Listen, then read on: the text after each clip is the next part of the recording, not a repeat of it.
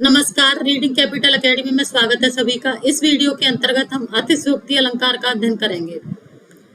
अतिशयोक्ति अलंकार क्या होता है कि जब किसी व्यक्ति या वस्तु की इतनी अधिक प्रशंसा की जाए कि लोक सीमा का उल्लंघन हो, तब हम उसे क्या कहते हैं? अतिशयोक्ति अलंकार कहते हैं। ठीक है बच्चों, जब किसी व्यक्ति या वस्तु की इतनी अधिक प्रशंसा की जाए कि लोक सीमा का उल्लंघन हो, क्या कहते हैं? अतिशयोक्ति अलंकार कहते हैं। तो सबसे पहले हम इसकी परिभाषा लिख लेंगे।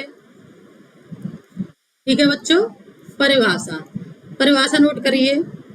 जहां किसी वस्तु या बात का वर्णन इतना बढ़ा चढ़ाकर किया जाए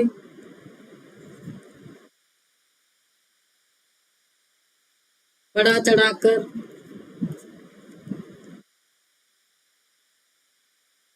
किया जाए, ठीक है, इतना बढ़ा चढ़ाकर किया जाए कि लोक सीमा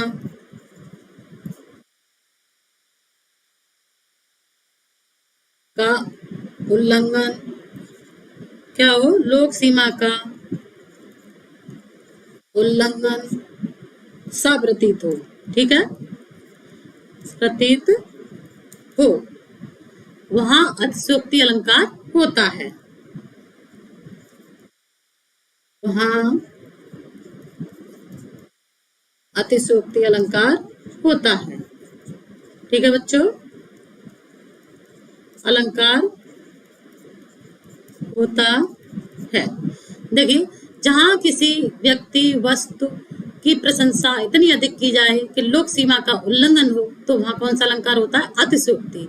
यानी जहां किसी वस्तु या बात का वर्णन इतना बढ़ा चढ़ाकर किया जाए कि लोक सीमा का उल्लंघन सा प्रतीत हो, वहां अतिशयोक्ति अलंकार होता है। यानी बात को इतना अधिक कह देना, इतना सीमा से बाहर कहना जो संभव न हो, तो उसे क्या कहते हैं? अतिशयोक्ति अलंकार कहते हैं। तो ये हमारी परिभाषा हो गई कि जहां किसी वस्तु या बात का वर्णन इतना बढ़ा चढ़ाकर किया जाए कि लोक सीमा का उल्लंघन सा प्रतीत हो, वहां अतिशयोक्ति अलंकार होता है। यानी या किसी व्यक्ति की प्रशंसा इतनी की जाए, ठीक है, जो संभव न हो, ठीक, तो ये क्या है? ये अतिशयोक्ति अलंकार है। ठीक है, तो ये इसकी परिभाषा है। हाँ, जैसे माने चलिए, जैसे संदेशन मधुबन कूप भरे, संदेशन मधुबन कूप भरे। अब देखिए क्या लिखा है यहाँ कि संदेशन मधुबन कूप भरे। क्या इतने संदेश आ गए कि मधुबन यानी सारे वन और क्या कहते हैं, कुएं भर गए। तो इसका मतलब क्या है कि यहाँ अतिशयोक्ति अलंकार है। यानी बात को इतना बड़ा चढ़ाकर कह दिया है कि संदेश इतने आए कि कुएं भर गए, ठीक है, और वन भर गए, ठीक है, मधुबन भर गए। तो ये क्या है? ये अतिशयोक्ति अलंकार है। ठीक है बच्चों, क्या है? ये अतिशयोक्ति अलंकार है। आगे बढ़ते हैं इनके उदाहरणों की तरफ। तो इसके उदाहरण लिख लीजिए। उदाहरण, ठीक है, देखिए उदाहरण में देखें, उदाहरण लिखें, ठीक है। देखिए, हनुमान की पूंछ में लगन न पाई आग, लंका से गिरी चर गई, गए निशाचर भाग। यानी हनुमान की पूंछ में लगन न पाई आग और लंका से गिरी, यानी लंका सारी जल गई और निशाचर भाग गए, लेकिन हनुमान की पूंछ में आग नहीं लग पाई। तो क्या ये संभव है कि जहां कोई वस्तु जल रही हो, कोई वस्तु बच जाए? ठीक है, तो क्या है, चलिए इसको देख लेते हैं। हनुमान की पूंछ में, ठीक है बच्चों, लगन न पाई आग, लगन न पाई आग, ठीक है, लंका से गिरी, लंका से गिरी जर गई, ठीक है, जर गई, गए निशाचर भाग, गए निशाचर भाग, ठीक है, गए निशाचर भाग, ठीक। तो क्या है, देखिए यहाँ पर इससे समझ सकते हैं कि हनुमान की पूंछ में लगन न पाई आग, लंका से गिरी जर गई, गए निशाचर भाग, यानी राक्षस भाग गए, ठीक है। लेकिन क्या है, पूंछ में आग नहीं लग पाई, पूंछ से आग लाई गई, फिर भी पूंछ में आग नहीं लग पाई, ठीक है। तो यहाँ कौन सा अलंकार होगा, अतिशयोक्ति अलंकार होगा, यानी जो संभव नहीं है उसको भी कहना क्या है, अतिशयोक्ति अलंकार होता है, ठीक है। दूसरा उदाहरण देख लेते हैं। देख सुदामा की दीन दशा, करुणा कर करुणा निधि रोए, पानी परात से हाथ छुओ नहीं, नैनन के जल से पग धोए। यानी तो देख, पहले उदाहरण देख लेते हैं, फिर उसके बाद इसको समझ लेते हैं, ठीक है। देख सुदामा की, देख सुदामा की दीन दशा, करुणा कर करुणा निधि रोए, करुणा कर करुणा निधि रोए, करुणा निधि रोए, ठीक है। देख सुदामा की दीन दशा, करुणा कर करुणा निधि रोए, ठीक है बच्चों, है ना, ठीक है। पानी परात हाथ छुओ नहीं, पानी परात से हाथ,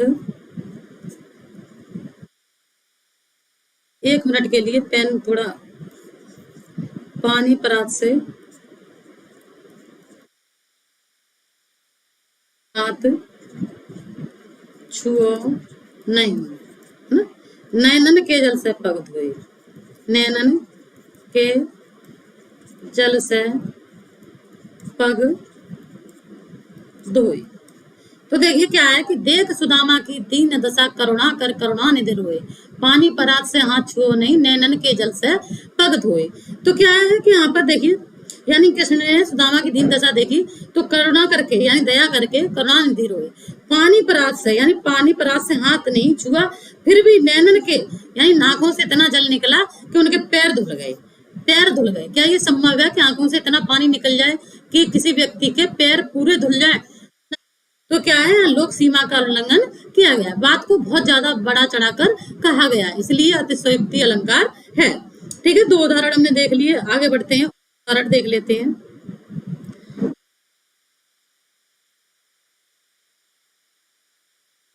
अब जीवन की, अब जीवन की है, कपे आस न कोय, कपे आस न कोय, ठीक है। अब जीवन की है, कपे आस न कोय, कन्हैया की मुदरी, कनगरिया की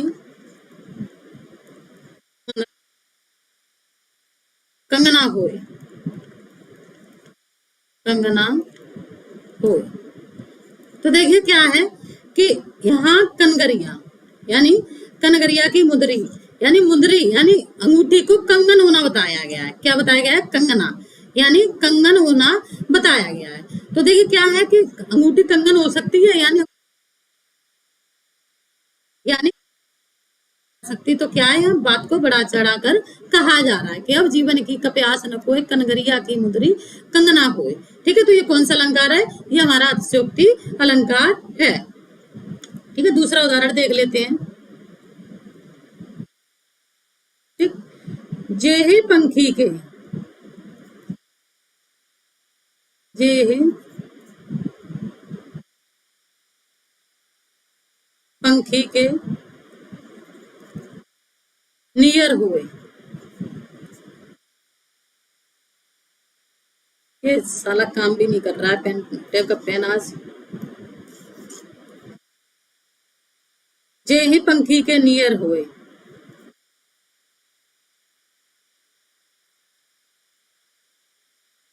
जे ही पंखी, जे ही पंखी के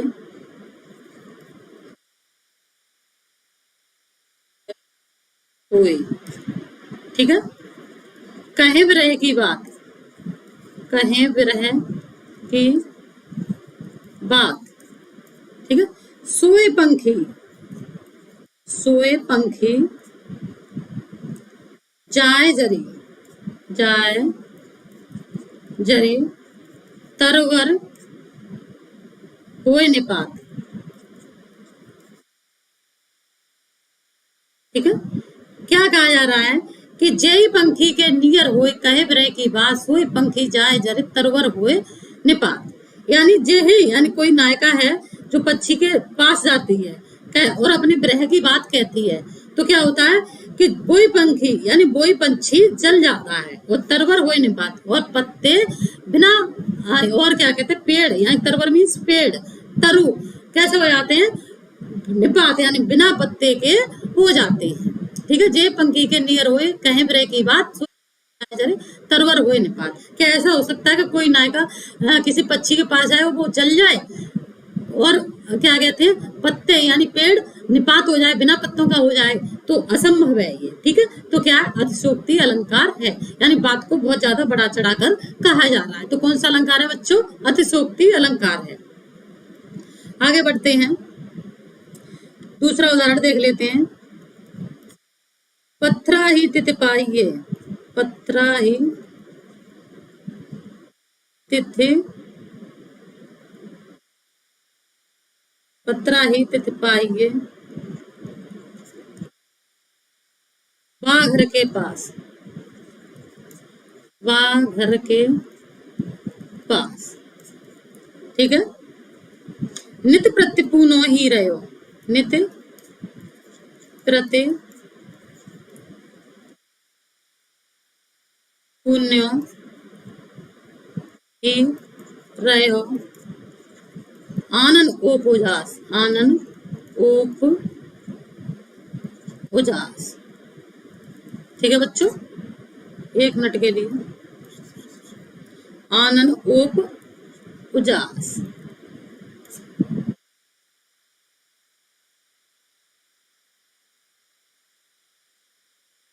आनंद ओप उजास। देखिए क्या कहा जा रहा है इस उदाहरण में, इस उदाहरण में क्या कहा जा रहा है कि पत्रा ही तितिपाइये, यानी नायिका के यहाँ पत्रा, यानी पत्रा देखकर, तिथि देखकर घर के पास पहुंचा जाता है। कोई ऐसी नायिका है जिसकी यहाँ तिथि छांट कर उससे मिलने के लिए जाया जाता है, क्योंकि नित्य प्रति पुण्यो ही रहे हो आनंद ओप उजास, यानी उसके चेहरे पर हमेशा पुण्यो ही रहती है, पूर्णिमा, पूर्णिमा ही रहती है, जो आनंद ओप उजास, और हमेशा उजाला उसके घर के आसपास रहता है। तो क्या है कि पत्रा से तिथि छांट कर उसके घर के पास जाया जाता है नित्य प्रति, और हमेशा उसके चेहरे पर इतना चेहरा रोशन रहता है कि आसपास की जगह भी रोशन रहती है, अर्थात हमेशा पुण्य बनी रहती है, आनंद ओप उजास। ठीक है, तो नित्य प्रति पुण्यो ही रहो, अर्थात किसी नायिका का चेहरा इतना सुंदर है कि आसपास हमेशा उजाला ही बना रहता है। ठीक है, तो क्या ये संभव है? नहीं। तो क्या है कि ये असंभव है, अर्थात लोक सीमा का उल्लंघन किया गया है। बात जो संभव नहीं है वो बात कही गई है, अति प्रशंसा की गई है, यानी यहाँ क्या है कि अति की प्रशंसा की गई है, अति की प्रशंसा की गई। अतः यहाँ कौन सा अलंकार होगा? अतिशयोक्ति अलंकार होगा। ठीक है बच्चों, आगे देखते हैं, आगे देखते हैं उदाहरणों को, और उदाहरण देख लेते हैं। आगे नदियां, एक उदाहरण है आपका राणा से संबंधित। ठीक है, आगे नदियां, आगे नदियां, आगे नदियां पड़ी अपार, पड़ी अपार। ठीक है, घोड़ा कैसे हो उस पार, घोड़ा, आगे नदियां पड़ी अपार, घोड़ा कैसे हो उस पार। आगे नदियां पड़ी अपार, घोड़ा कैसे हो उस पार। ठीक है, राणा ने सोचा इस पार कि घोड़ा तब तक था उस पार। आगे नदियां पड़ी अपार, घोड़ा कैसे हो उस पार। राणा ने तब तक सोचा, राणा ने तब तक सोचा। ठीक है, राणा ने तब तक सोचा कि घोड़ा था उस पार। तब तक चेतक था उस पार। तब तक चेतक था उस पार।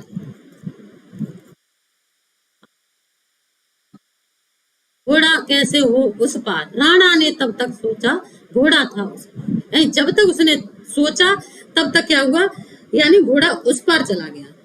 राणा ने जब तक सोचा, यानी राणा ने क्या किया कि जब तक सोचा, जब सोचा, राणा ने जब सोचा तब तक घोड़ा चेतक था उस पर। क्या एक पल में ही घोड़ा नदियों को फलांग जाएगा? नहीं ना। तो क्या है, ये उल्लंघन है, यानी लोक सीमा का उल्लंघन है। बात अति बड़ा चढ़ाकर की जा रही है। यानी बात कैसे की जा रही है? बड़ा चढ़ाकर, बड़ा चढ़ाकर बात को कहा जा रहा है। तो यहाँ कौन सा अलंकार है? अतिशयोक्ति अलंकार है। आगे नदियां पड़ी अपार, घोड़ा कैसे हो उस पार, राणा ने जब तक सोचा घोड़ा था उस पार। तो क्या है, ये अतिशयोक्ति अलंकार है। ठीक है, आगे बढ़ते हैं, एक और उदाहरण देख लेते हैं इसका। भूप सहस, इसकी पेन टैब से बिंदी नहीं लग रही है आज, पता नहीं क्या डिस्टर्ब हो गया है, थोड़ा सा दिक्कत है इसमें पेन टैब में, पेन टैब के पेन में। भूप सहस 10 एक 12। ठीक है, लगे उठावन, लगे उठावन टरैन टारा, टरैन टारा। ठीक है बच्चों, यानी भूप सहस 10 एक 12।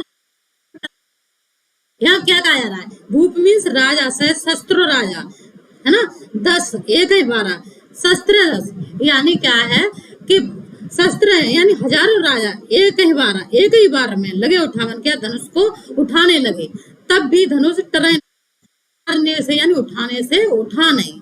क्या ऐसा हो सकता है कि हजारों राजा, यानी शस्त्र है मतलब हजारों राजा, ठीक है, तो क्या होगा कि क्या कई हजार मिलकर किसी चीज को उठाएं और वो टरे नहीं, मतलब हिले भी ना, क्या ऐसा संभव है? नहीं ना। तो क्या है, यहाँ पर हमारा अतिशयोक्ति अलंकार है।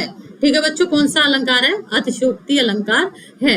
ठीक है, तो ये हमारे हो गए अतिशयोक्ति अलंकार के उदाहरण बहुत सारे जो हमने आपको करा दिए। अतिशयोक्ति अलंकार, अतिशयोक्ति अलंकार क्या होता है ये आपकी समझ में आ गया होगा कि हम अतिशयोक्ति अलंकार किसे कहते हैं। ठीक है बच्चों, अतिशयोक्ति अलंकार किसे कहते हैं तो ये समझ में आ गया। एक और उदाहरण देख लेते हैं, छोटा सा है। देख लो साकेत नगरी, देख लो साकेत नगरी, देख लो साकेत नगरी। ठीक है, स्वर्ग से मिलने जा रही है, स्वर्ग से मिलने जा रही है। ठीक है, देख लो साकेत नगरी स्वर्ग से मिलने जा रही है। क्या मतलब इसमें साकेत नगरी की इतनी, अयोध्या की इतनी प्रशंसा की गई है, कितनी ऊंची ऊंची वहां बिल्डिंगें बनी है कि वो स्वर्ग से मिलने जा रही है। क्या ये संभव है कि मतलब इतनी ऊंची बिल्डिंग ही ना?